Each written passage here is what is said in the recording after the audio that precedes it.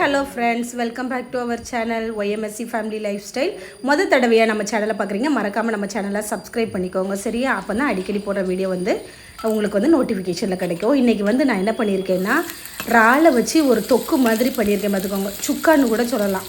அந்த இறால் தொக்கு தான் எப்படி பண்ணணும்னு வாங்க பார்க்கலாம். அதுக்கு நான் ஒரு 2 பல்லாரி, 4 பச்சை மிளகாய், கொஞ்சம் கருவேப்பிலை, இஞ்சி பூண்டு பேஸ்ட்டு, ஒரு 3 தக்காளி எடுத்து சின்ன சின்னதாக வெட்டி வச்சுருக்கேன். பார்த்துக்கோங்க. ஒரு சீனி சட்டியில் நான் கொஞ்சம் தேங்காய் எண்ணெய் விட்டுட்டு நம்ம தாளிக்கக்கூடிய பட்டை கிராம்பு ஐட்டங்கள்லாம் போட்டு நல்லா வதக்கிட்டு, அப்புறம் இந்த பல்லாரியும் போட்டு நல்லா வதக்கிக்கலாம். இது ரொம்ப வதங்கணும் அப்படிங்கிற அவசியம் இல்லை, கொஞ்சம் நார்மலாக இருந்தால் போதும். நல்லா வெந்ததுக்கப்புறம் அதில் பச்சை மிளகா, கருவேப்பிலை எல்லாத்தையும் போட்டு நல்லா எண்ணெயில் வதக்கிக்கோங்க. இறால் இப்படி பண்ணும்போது டேஸ்ட் சூப்பராக இருக்கும். பார்த்துக்கோங்க. அதனால் ஒரு முறை இந்த மாதிரி ட்ரை பண்ணி பாருங்கள். சரியா? அதுக்கப்புறம் வெங்காயம் நல்லா வெந்து வந்ததுக்கப்புறம் தக்காளியும் போட்டு நல்லா வதக்கிக்கோங்க.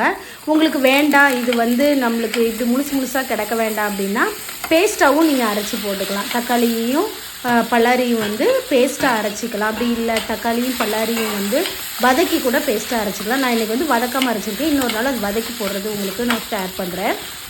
இப்போ இது நல்லா இஞ்சி பூண்டு பேஸ்டெல்லாம் போட்டு நல்லா வதக்கிக்கோங்க. நல்லா பச்சை வடை போகிற வரை நல்லா வதக்கிக்கிட்டு, இந்த இஞ்சி பூண்டு பேஸ்ட்டோட பச்சை ஸ்மெல்லாம் போகிற வரை நல்லா வதக்கிக்கோங்க. வதக்கிட்டு கொஞ்சம் தேவைக்கு அந்த இதுகளுக்கு உப்பு போட்டுக்கோங்க. உப்பும் நல்லா பிடிச்சிரும். பாருங்களேன், எனக்கு கரெக்டாக வெந்து வந்துருச்சு. இந்த ஸ்டேஜில் நான் என்ன பண்ணுறேன்னா, இந்த ப்ரான் இதெல்லாம் வேக வைக்கிறதுக்கு கொஞ்சம் தேங்காய் பாலும் எடுத்து வச்சுருக்கேன்.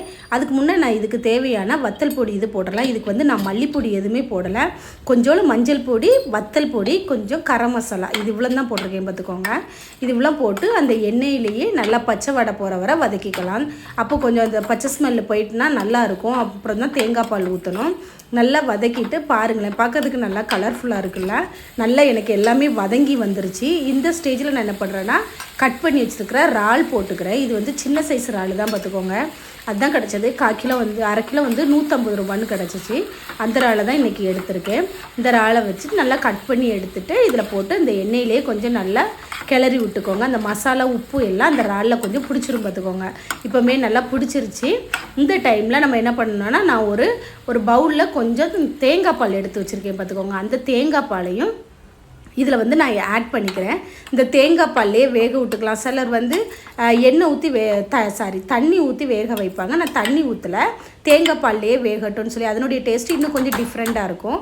அதனால் நான் கொஞ்சம் தேங்காய் பாலில் வேகட்டும்னு வச்சுருக்கேன். இந்த டிஷ் சப்பாத்தி, தோசை, இட்லி, சாதம் எல்லாத்துக்குமே செம அல்டிமேட்டாக இருக்கும். பார்த்துக்கோங்க. எல்லாத்துக்குமே வச்சு சாப்பிட்லாம். தோசைலாம் நீங்கள் இந்த கிரேவி வச்சு கொடுக்கும்போது 1க்கு 2 சாப்பிட்ற இடத்துல 4 சாப்பிடுவாங்க. பரோட்டா இதுக்கெல்லாம் இது சூப்பராக இருக்கும். சப்பாத்தி, இடியாப்பம் இந்த மாதிரி இதுக்கெலாம் இது இடியாப்பம் அந்த மாதிரி இதுக்கு வேணால் கொஞ்சம் தண்ணி பதத்துலேயே வச்சுக்கோங்க. நான் இது நல்லா தொக்கு மாதிரி ரெடி பண்ணுறேன். இப்போ இடியாப்பத்துக்கு கொஞ்சம் நமக்கு லிக்விட் பேஸில் நமக்கு கொஞ்சம் தண்ணி மாதிரி இருந்தால் தான் நம்ம கொஞ்சம் ஊற்றி சாப்பிடும்போது கொஞ்சம் நல்லாயிருக்கும். அதனால் உங்களுக்கு இடியாப்பத்துக்கு நீங்கள் பண்ணுறதா இருந்தால் நீங்கள் கொஞ்சம் இந்த மாதிரி ஸ்டேஜில் கொஞ்சம் தண்ணி பதத்துலேயே நீங்கள் மல்லிக்கீரை தழை போட்டு இறக்கிக்கலாம். நான் இது சாதம் தோசைக்குங்கிறதுனால நான் கொஞ்சம் இது கொஞ்சம் கட்டியாட்டி தொக்கு மாதிரியே பண்ணியிருக்கேன். பார்த்துக்கோங்க. இது கொஞ்சம் மூடி போட்டு வெந்ததுக்கப்புறம் இங்கே பாருங்களேன், எண்ணெய்லாம் பிரிஞ்சு எப்படி இருக்குது பாருங்கள். பார்க்குறதுக்கு இறால்லாம் நல்லா வெந்துங்க பாருங்கள். எண்ணெய்லாம் எவ்வளோ அழகாக பிரிஞ்சு சூப்பராக இருக்குன்னு பாருங்கள்.